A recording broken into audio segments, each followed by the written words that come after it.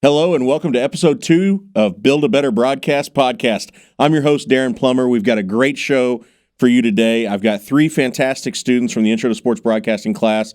I've got Emily, I've got River, I've got Jayson. We're coming at you with some things about building a better broadcast. Don't go anywhere. We'll be right back.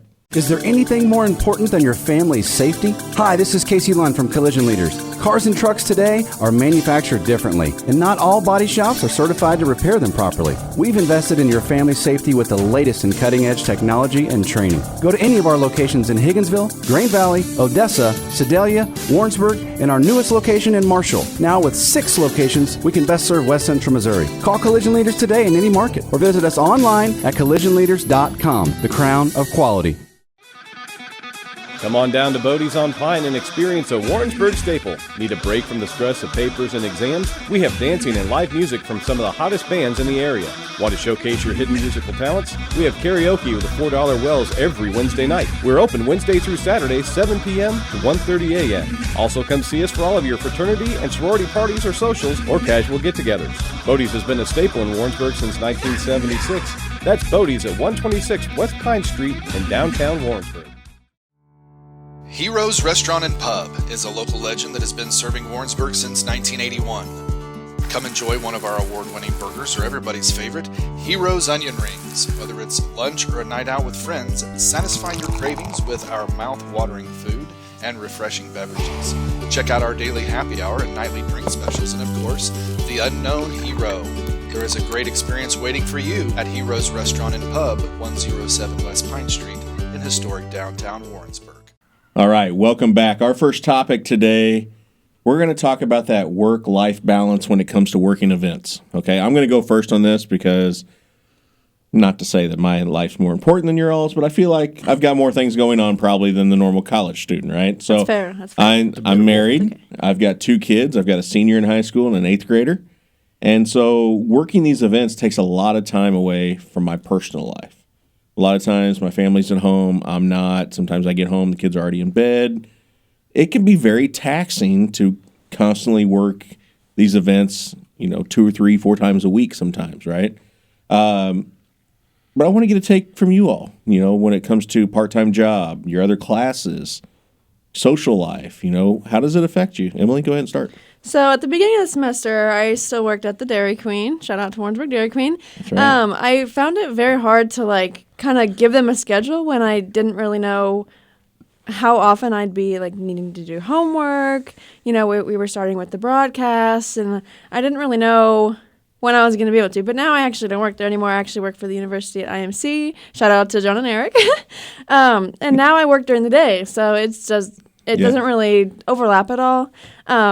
But my personal life, that was kind of like my school life. My personal life, during the weekend, I don't have a personal life during the weekend because Friday night we're at a game, Saturday morning not most of the time. Some of the times we have a game at noon, and then Saturday nights almost every weekend we've got a game. And just turned 21, so when am I going to go to the bar? Yeah. Guess I'm not. You just turned 21, right? Tuesday? Tuesday. So you haven't even had a Saturday to go to the bar yet. Exactly. Okay, all right. We don't have games this Saturday, by the way. Okay. To kind of give the people at home that are listening kind of a little insight, first day of class, I show up. I've got a spreadsheet of all the events that are on the syllabus, and I ask each student to fill out their availability. I tell them to check a box. I'm looking at Emily because she did not check the box. She made markings elsewhere on the paper. But anyway. And so I asked them to give that back to me the second day of class, 2 days later. And then I use that to build a spreadsheet, and then I kind of track who's working what games, and so they meet their minimum requirement to get the grade that they're wanting out of the class. So I try, and I'm looking for some feedback here, but I try to give you that ahead of time to where you can kind of plan things out, whether it be with your job, your social life, stuff like that. Do you think that works pretty well? I thought it worked pretty well, but it was kind of when we got that paper, we had to decide what the rest of the semester was going to look like. Yeah. And for me, that was a little bit overwhelming. I was like, okay, well, I guess I just have to plan everything. Mm-hmm. And, I think it worked out for me because I haven't had much come up, but I know for you guys, I'm sure there's been... Yeah.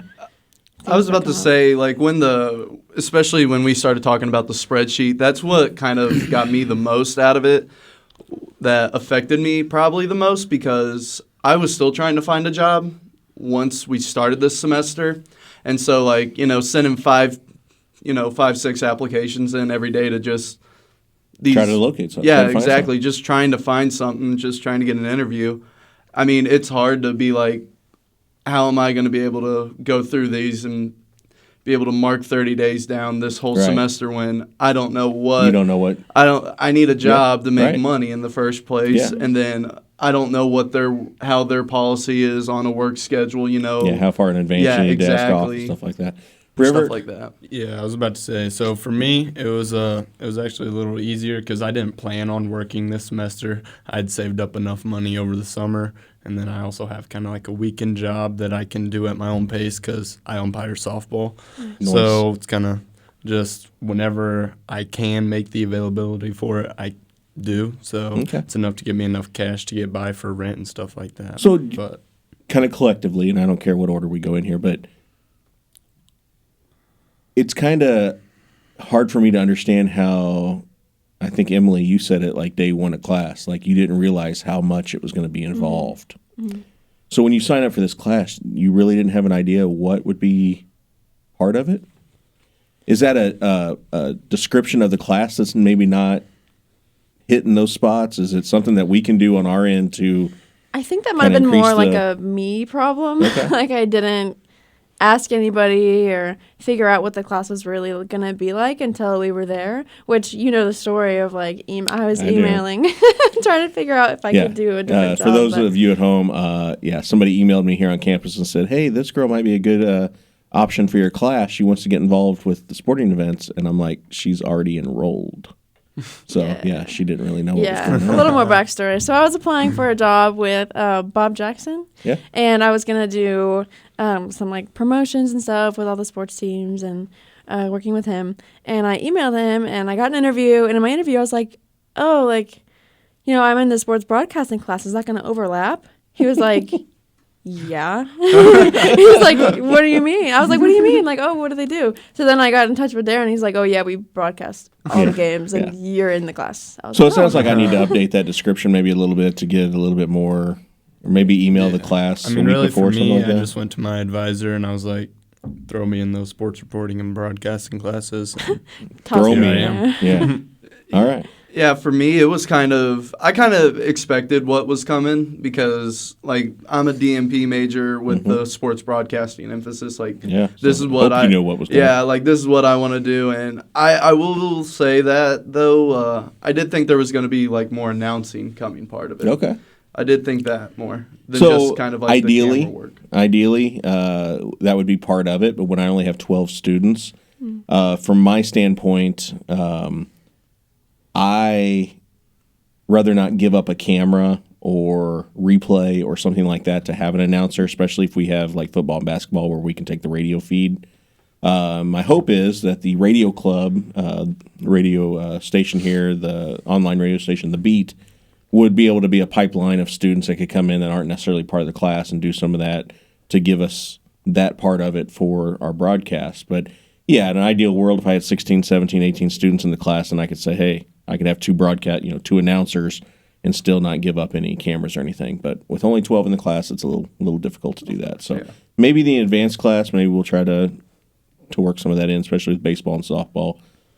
Sounds like River knows a little bit about softball. But yeah, I know a little bit. I know a couple of the rules. A couple of the rules?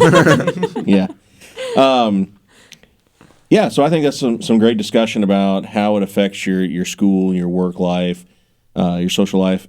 I guess to put you on the spot right now, if you had to do it over, would you take the class again? Yeah, I would. It's so fun. Yeah, absolutely. Yeah. Okay. Absolutely. All right. And that's not just because you're here. Okay, you'd say that either way. Yeah, I think it's so fun. Okay, awesome. Yeah. Well, that's great. Hey, we're going to step away to pay some bills. We're going to be right back. We're going to talk about a lot more stuff when it comes to broadcasting. Build a Better Broadcast podcast coming back in a sec. WK has been serving Central Missouri for over 100 years, a family atmosphere driven by 4 generations of ownership. Whether you're in the market for a car, truck, or SUV, our friendly and knowledgeable sales staff is here to assist with your next vehicle purchase. Or if your current vehicle needs maintenance, our award-winning service department with master certified technicians will work on any make or model. We want you to join the WK family and see why it's a great day at WK. Visit WKFamily.com or come see us in Sedalia and Boonville.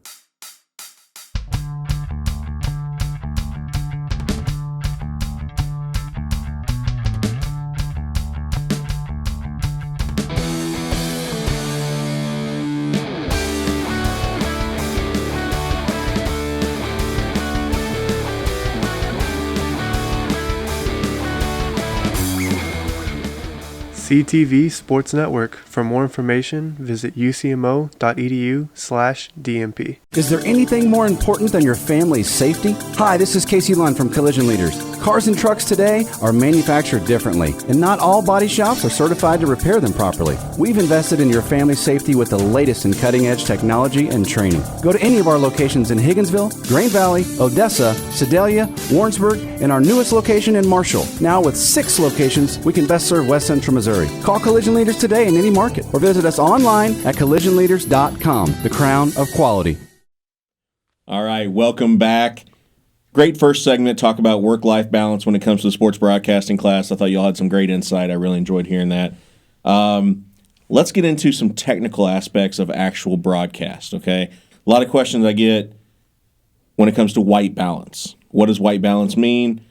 To give just a real rude synopsis of what white balance is, the camera depicts every color by starting with pure white. If it doesn't start with pure white, every other color is going to have kind of a tinge or a tint to it. So we have to white balance the cameras. So when we do that, there's outdoor white balance, there's indoor white balance. So I have you zoom in on a white banner or something so we can white balance. Has there ever been a time you've been on camera and thought, man, this image just doesn't look right? Can you tell that the white balance maybe isn't what it should be? Definitely, especially during like soccer or football. We'll start off like the sun is up, it's bright, we'll adjust. And then, as the sun goes down, things get a little more orange and you're thinking, oh, stuff's starting to look a little weird. Maybe it looks a little more blue because it's getting orange. And I've definitely noticed that for sure. So, River, the very first time I was like, hey, zoom in on something white, were you like, what the heck is this about? Yeah, I was a little confused at first, but now it kind of makes sense, and especially with the last football game, it was really cloudy for most of it, but then the sun would come out here and there, and I could hear Darin over the mic telling them, adjust the white balance. Yeah. So it's something where we have to constantly do, again, indoor to outdoor. If we do 2 volleyball games back-to-back, generally we don't have to touch it after the first game. But when we go from volleyball to soccer, back to volleyball, we have to adjust for the outside lighting and stuff like that to the inside. Away from sports, I know some of you are taking intro to sports or intro to digital video, maybe, or you already have taken it. What do you hear about white balance? Like, what is something that you've learned the importance of white balance when it comes to doing any type of recording? Something for me, like how we were giving off examples of the white balance, like I've seen it both doing camera work for some of my other classes I've taken, like media aesthetics, like I've taken that class, and then digital video too, and like you can definitely tell when something's off just a hair, and it's like the pick in your brain when you're creative like we are, and you're trying to seek that perfect shot, and it just will pick at your brain, and so you will realize it's the white balance after a while. One thing I've noticed, especially going from like a football, last few weekends we've done a home football game and then had to move everything right across the street to the multi for a home volleyball game. Sometimes I don't realize how bad it looks until I actually do the white balance, and I'm like, holy cow, this looks so much better. And, a lot of that's the fluorescent lighting in the multi and stuff like that. But do you believe that we notice it because we're more on the professional side, but maybe the people at home maybe couldn't tell? Or do you think it's something that's so drastic, if you don't pay attention to it, it really can hinder the way the broadcast looks? I don't know. I feel like it's pretty noticeable, and maybe that is just because I wouldn't say I have a trained eye, but I have, I've taken plenty of classes where we talk about it. But I think it's really noticeable. When you go from the football game, and the whites that are on the football field are different than the whites on the volleyball court. Everything has a different color. The sun puts out a little bit different color light than the fluorescent lights in the multi, so that plays a big part into it. Yeah. So you talk about the sun a little bit, which is going to lead me into the next topic, neutral density filters. Okay, Not to get too specific with everyone listening at home, but neutral density filters helps block out some of that light from the sun so we can have better adjustments on the camera for our iris and stuff like that. So first time I said, hey, we need to knock that neutral density filter down, were you all like, what is this guy talking about? Yeah, I really wasn't sure what switch I was supposed to be flipping, and I was like, am I doing this right? Am I going to totally mess something up here? But Yeah, so what that neutral density filter does is it actually slides a filter in front of the lens. And so our cameras have settings 1 through 4. 1 is no filter, which you would think it'd be 0, but whatever. Kind of like you. No filter. Sorry. Wow. Whoa. That was harsh. Whoa. Let's move on. Let's move on. Yeah, let's do it. Okay, I'm off my game now.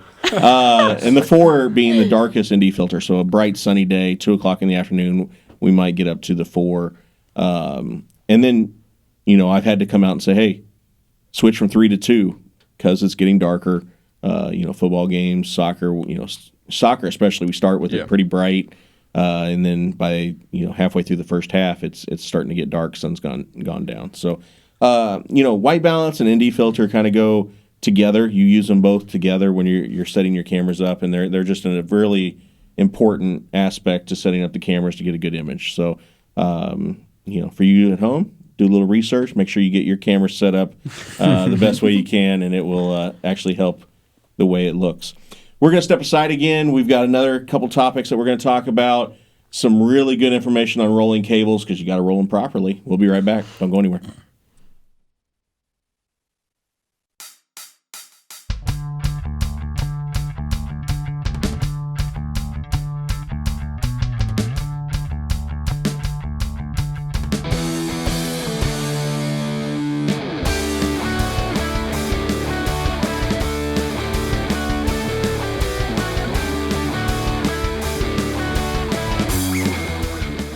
CTV Sports Network. For more information, visit ucmo.edu/DMP.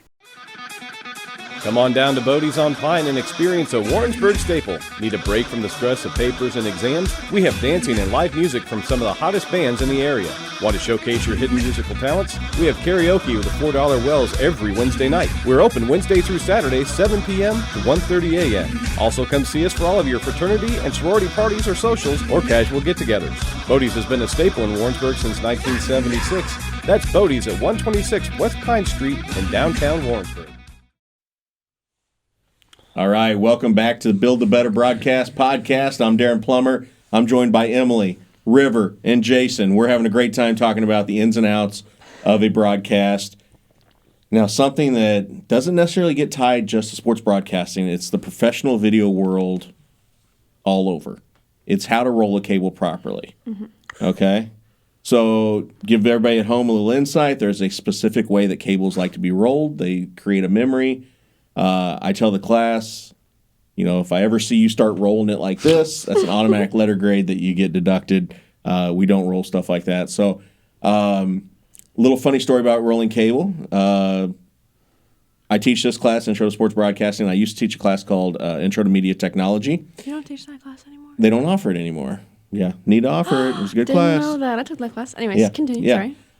So I taught students how to roll cable in that class. So now, without that class, they're not able to actually get it in a controlled environment how to roll cable. So we did a little contest in class one day in the Intro to Sports Broadcasting. I took everybody down. We rolled some cable. I had the students pick a student to roll a cable after everybody did it for 10, 15 minutes. And if that student rolled the cable properly, then that'd be the end of class for that day. And Emily, who did your peers choose? They chose me. They chose you. Rightfully so. Rightfully so. Oh. I mean, I did do it. Yeah, I did do it. It was I wasn't like super confident going in, but I was kind of like, yeah, I can roll that cable.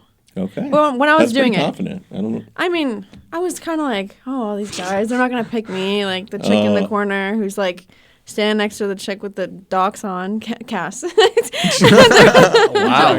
like, oh, they're not gonna pick dissing on me. Cass. Yeah. She's not even here. No wonder she didn't show up today. I hope she's I not was like, listening they're at not gonna home. pick. She probably will be watching this later. Love you, Cass. Anyways, I was like, oh, they're not gonna pick me, and then like nobody was agreeing, so I was like, Well, I can roll that cable. Like, I took MediaTek. Roll that cable. It's Heck, just a I'll do little it. over, under, Over, over, under. under. That's right. But that thing was heavy. Yeah. It was heavy. You So were like, the- oh, it's pretty heavy. I was like, pfft, it was heavy. Yeah, it's heavy. So that cable was I think it was just 100 foot. It was 100 foot. 100 foot fiber cable. Fiber is what we use to connect our cameras to our trailer.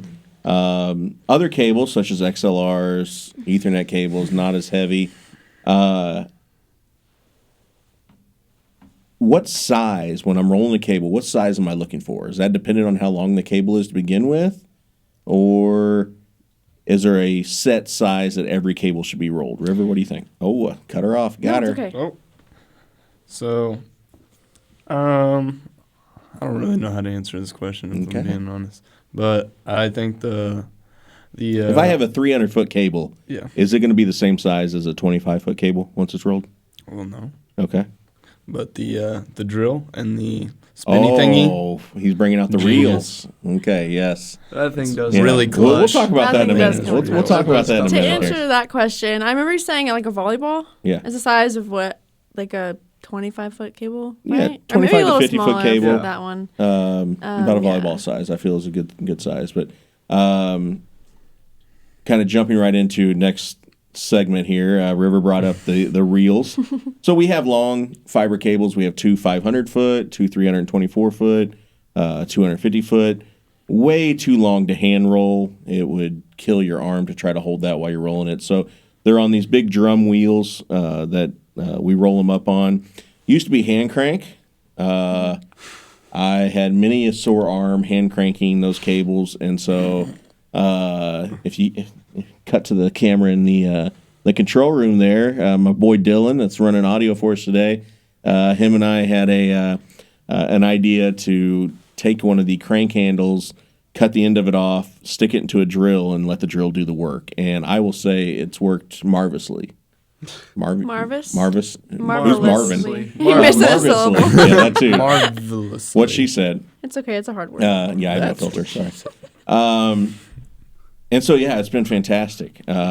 We need to adapt a little bit more. It needs to have kind of a where you could put a socket on it. The mechanism's kind of wallered out, for lack of a better term. So it works. It's better than hand cranking. And you all will thank me tremendously when we get to baseball and softball and we have every long cable that we have ran to each camera. And we have to roll each one after each time because can't leave it out unless we're doing like a Friday, Saturday series. But generally it's, especially softball, it's a 1 day, 2 games in 1 day, and then we pack it up. So that helps out tremendously. But it all comes down to cable management, okay? Let's talk a little bit. Have you ever had an instance? I know, Jason, you're in a band. Go ahead and shout it out. Go ahead. Hey, yeah, it's my own music. Your own Jayson music? Orr, yeah. Okay. Jayson Orr. You got. Go look me up, Spotify. Oh, there it YouTube, is. Everything. Okay. Yep. All right. Be sure and do that. So you deal with equipment, I'm sure. Oh, yeah. Audio equipment. Have you ever had an instance where you set up your amp, and had your guitar, and it came down to a cable that wasn't working properly, or maybe it was causing a little static? Mm-hmm. Oh, most definitely, all the Yeah. time. Yeah. So is that because you didn't take care of that cable to begin with, maybe? Yes, at the Okay. beginning. At the beginning, All I will right. admit, in the Yeah. beginning days, yes, because you're not going to get cables if you do it this way. That's right. Because this is the way I kind of learned for a long time, and then Yep. came to this class That's and right. learned the proper way, and Okay. then started doing All it the right. proper way. Stuff's lasting a little bit longer Yeah. now. So, you but know- yeah, it's hard yeah. to go to a show nowadays with, you got a sound system PA with an audio mixer and 4 or 5 guitars and a mic. It's hard there's not to nothing- find one problem. Yeah, there's nothing worse, in my opinion, than having, in our instance for sports broadcasting, have a, $15,000 camera, a $200,000 trailer that camera's hooked up to, and have a $50 cable connecting the two that goes bad, right? Yeah. That's really troublesome. So cable management is extremely important. I think that's important in everyday life. But when it comes to live broadcasting, I think it's extremely important to have great cable management skills. And I think it starts with rolling cable properly. Would you all agree? Yes. Definitely. Yeah.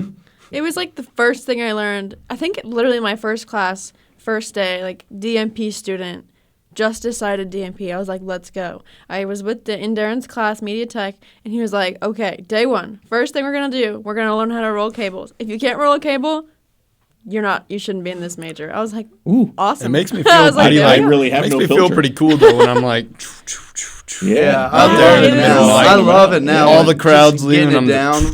Yeah. no deal. Quick. No Everybody's problem. watching. Oh, yeah, he knows what he's doing. Yeah. Like, he's rolling that cable. Absolutely. But when I'm putting up a tripod, we need to have tripod day again, apparently. Yeah, Okay. we do. We really do. So kind of going along with that, I want to know when it comes to broadcast day, you wake up in the morning and you're like, okay, what's on my agenda today? Oh, we've got soccer tonight. What goes through your mind? What are you looking forward to? What are you not looking forward to? River, we'll start with you. Really, I'm just hoping that it's like Culver's or B-Dubs or something. My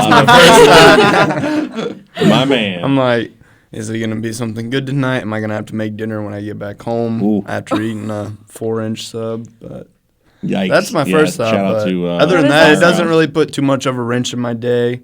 A lot of things happen for me either after 9 o'clock or like during the day I got classes. So Okay. really, I agree with the statement about the food, Doesn't especially matter. if we have a nighttime only game. I'm like, well, I can't have pizza for lunch because what if we have We have Papa pizza, that's John's? right. Yeah. Or like, true. if I'm trying to make chicken nuggets, well, what if we have B-dubs tonight? Double chicken, Yeah, You gotta why weren't we consider. talking about this one, how it affects your personal life? I should have been.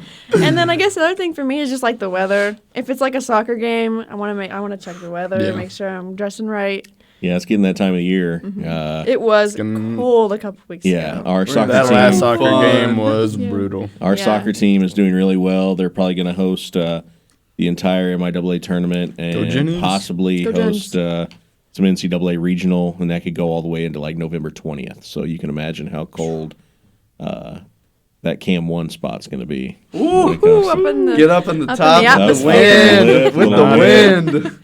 yeah. Ride the breeze. It's gonna be nippy up there. Yeah. So no worries. Do you check and see what position you're in? Does it matter? Do you have Oh, to yeah. prep Oh, ahead of yeah. time? I mean, obviously, if you're talking camera for an outside event, you want to talk about dressing appropriately. But, I mean, is there ever a time you look at that Google Calendar and you see, oh, I'm camera 2? Or, like, are you ever disappointed in the position you have? Or are you excited about a specific position or anything? Jason? There are sometimes I get bummed out. Like, I'll be honest, because that's the first thing I do when I find out that I have a game is I go to the Google Calendar and I look what my job is for the night. And I mean, there's been a couple times I've gotten a camera job and I was like, dang it, I wanted to be inside the truck tonight or, stuff like that.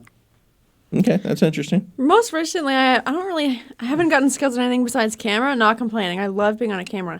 But like within that, I don't think I've ever been like, oh, I'm on cam 4 versus cam 1. Like, I mean, when the camera positions aren't really that different to me. Yeah. But I remember like starting out early. I was director right off the bat in TD, and that just position by itself made me super nervous. So, yeah. But other than that, I don't really look at the schedule and get like disappointed or anything. Well, that's good to hear. That's I good to hear. usually just check the schedule like on the way, so that's Nice. when Yeah. I figure out. And then Yeah, like, and then you all right, realize, let's crap, go. I got to go get a stocking cap. No, No? maybe before I leave. the Okay, house. all right. Hey, I want to thank you all. This has been some great discussion. You brought some great insight, some things I want to change on my end when it comes to teaching the class, hopefully prep people a little bit. And I credit you all for giving me that information. Been a great episode. We've had a great time here doing episode 2 of Build a Better Broadcast podcast. We hope you enjoy it. Look for episode 3 here in a couple weeks. We'll have a bunch more great topics. Take it easy.